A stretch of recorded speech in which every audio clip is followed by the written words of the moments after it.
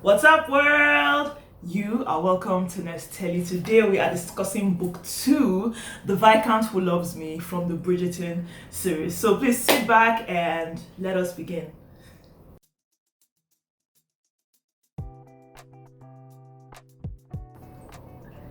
Okay, so welcome. If this is your first time, I am Nez. Welcome to Nesteli. Nesteli is a booktube or a YouTube channel that focuses a lot on books. So there's a lot of books available. 2020, I read 80 books. What that means is that there are about 80 books that we can sit down and you can watch, get to know about them. You can decide whether you should go ahead and read the book or not. So thank you so much for coming. Please subscribe, join the community so you can find out more about books. And welcome to the month of love, the month of February or the month of romance.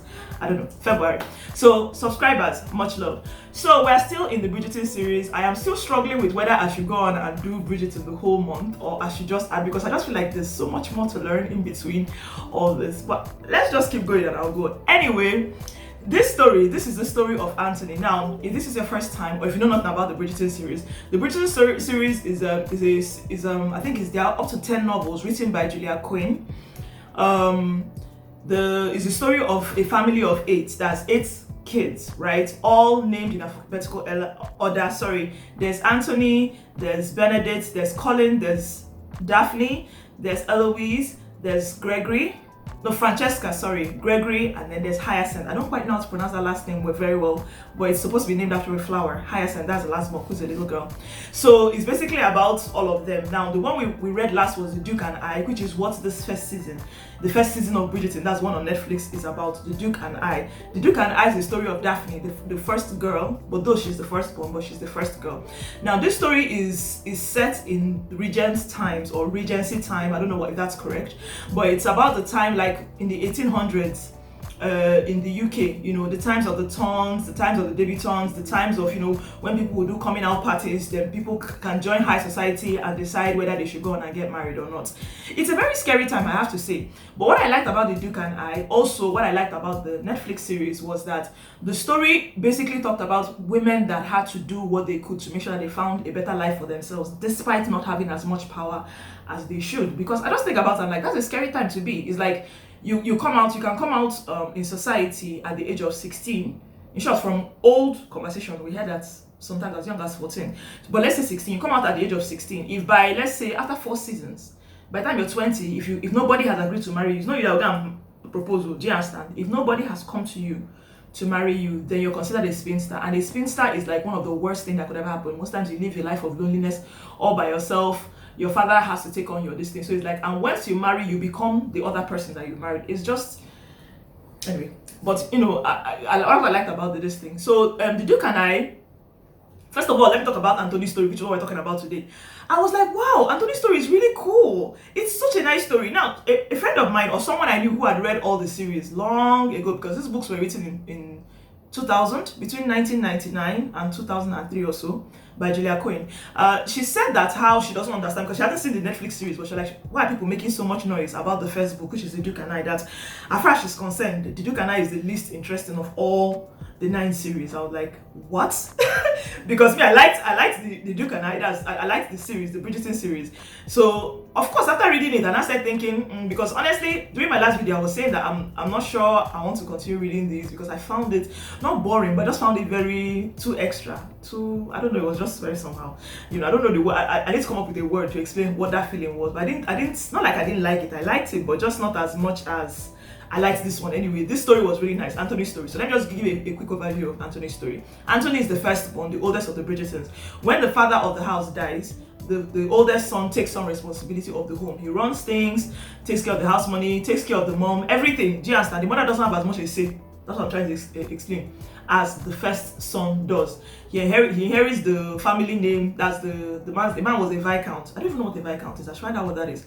But anyway, I know there are viscounts, dukes, earls, lords and ladies, all those type of things. But viscount is supposed to, I know it's a lot of old money, because they've had money for a very long time, this particular family and all that. And one of the things that made them unique was that the mother and the father were actually a love match. Love match is when both parents actually love each other. Most times people then did not marry for love. Honestly, it was very rare. It was one in like, let's say 5 million, if there were that many that would marry for love. Most people married for access. Poor families would marry into each family and their family would be fine. Some married for name. if a girl marries into a duke's family, she becomes a duchess by default. That gives her power. So those were things that, and sometimes parents actually used to trade their kids to climb up better in the society ladder. So what made these people's situation very, very interesting was the fact that they married for love. So that made them cool. But the thing is that what that meant for the kids was that the kids, because they saw their parents like that, they found it hard to understand why anybody would marry for any other reason, which is what happened with the Duke and I. So in Antony's story, Antony's dad, that's another person, but I wasn't talked about a lot. The dad, their father, Viscount Bridgerton, he died when Antony was, I think, 18 years old, 18 or 20 thereabouts. He was very young when the dad died. But the thing was that in the Duke and I, there wasn't much mention about the effects of the father's death on the family as it was here, which is part of what made it richer. You know, what I liked the story, losing somebody, you know, what that's like, the kind of toll it tends to take on you, then taking off so much at that age, at 18, taking on being Viscount, trying to be the man of the house, trying to be, you know, so like he kind of blocked off parts of his house, even though he was pretty close to his siblings, but parts of his life, you know, he just, you know, he's like, I'm in charge, just, you know, back off, stay there, and you know, I'll take care of you, you'll be fine. So that's what he had been the whole time. He was rumored to be a rake, which was also rumored to, which the Duke was also rumored to be a rake. So that him and the Duke were besties. That's how they met.